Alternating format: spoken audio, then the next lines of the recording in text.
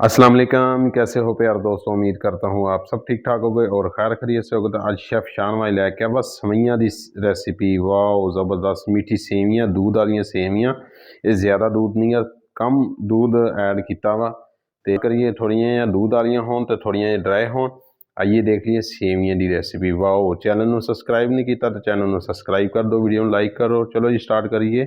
सोहनी बड़ी जी कढ़ाई लै लैनी आ, वो एक चम्मच देसी घ्यो का या मक्खन का ऐड कर देना। 10 तो 12 चॉप किए हुए बादाम ऐड, 10 तो 12 पिस्ता चॉप किया हुआ ऐड कर, नाल ही काजू ऐड कर देना वा। 10 तो 12 दाने चॉप करके फ्राई कर लेना वा फटाफट कुछ सेकंड। मीडियम तो मीडियम होना चाहिए, तेज़ नहीं करना वरना तुहाडे ड्राई फ्रूट जिहड़े ऐड किए कढ़ाई के अंदर वो सड़ जाने। फ्राई हो गया वा, एक बोल के अंदर असीं कढ़ लेना जी।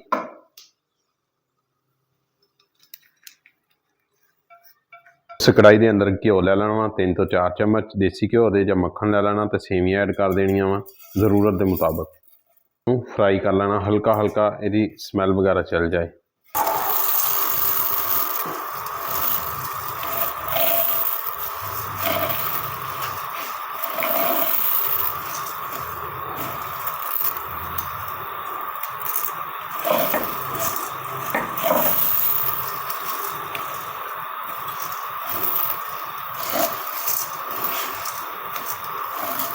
उस हिसाब नाल फ्राई करनी आ। अगर वाइट आ तो थोड़िया जिहा ब्राउन कलर दियाँ कर लैनियां। अगर ब्राउन होइयां तो इनू सिर्फ स्मैल खत्म वास्ते, कच्चा कच्चा मैदे की स्मैल ना आए उस हिसाब नाल असीं फ्राई करनी। बिल्कुल मीडियम चुल्हा कर देना वा, ज़्यादा तेज़ चुल्हा नहीं करना।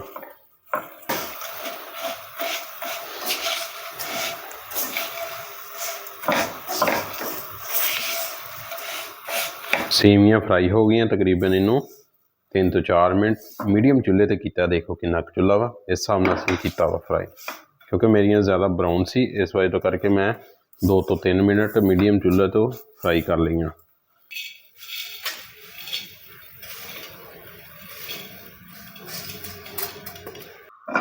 उस फ्राई पैन के अंदर असीं 1 किलो दूध ऐड कर देना वा। फुल फैट वाला दूध होना चाहिए जे मज़ा लेना सेवियां खाण दा। कप तो थोड़ी जी चीनी कम ऐड करनी। इलायची पाउडर कुटी हुई वो ऐड कर देनी, 3 तो 4 ऐड कर देना। आ मेन चीज़ आ, यदी जी लुक आएगी आए हाय क्या मज़े नज़ारे आउणगे। तो 50 ग्राम खोया ऐड कर देना। इधर दूध नूं उबाला नहीं आना, उन्नी देर असीं चम्मच चलाई जाना। जिहड़ा टेस्ट कम ज़्यादा रख सकते हैं, कोई इशू नहीं हैगा। कई खानदान खांदे आ ज़्यादा चीनी ज़्यादा मिठा, कई खानदान खांदे आ कम मिठा।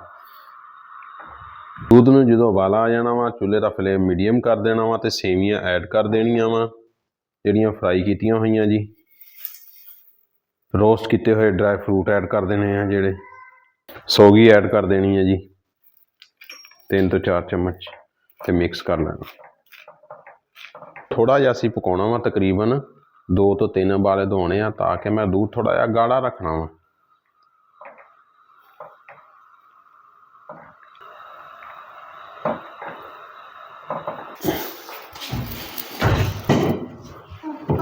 चुल्हा मीडियम रखना वा, मीडियम रख के ढक्कन दे देना कढ़ाई के उत्ते।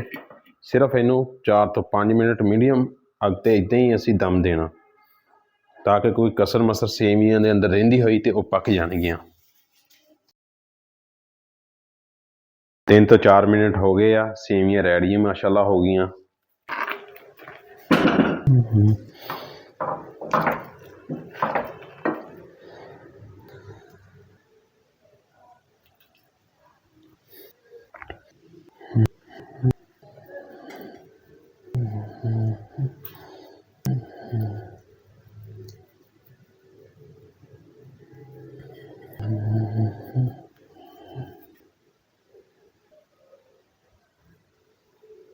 सेवियां रेडी हो गई वा, खुशबूदार ज़ायकेदार वधिया। ठीक है, कम दूध इस्तेमाल किया वा, ज़्यादा सेवियां इस्तेमाल की। कई व्यूअर जिहड़े पसंद करते कि थोड़ी ड्राई होन तो दूध विच होना चाहिए। और दूध का जिहड़ा ज़ायका हुंदा ना, हाय हाय वो लजीज और डिलीशियस लगता वा। तो विच खोया पाता वा, होर भी जिहड़ा वा टेस्ट वध गया। अपनियां सेवियां का होर भी टेस्ट बन गया वा। तो मिलते हैं नैक्सट वीडियो के अंदर, नैक्सट रेसिपी के अंदर। तो अल्लाह हाफिज़। तो चैनल को लाजमी सबसक्राइब करो, वीडियो को लाइक करो, चैनल को सबसक्राइब करो। तो मिलते हैं नैक्सट वीडियो के अंदर। तो अल्लाह हाफिज़ जी।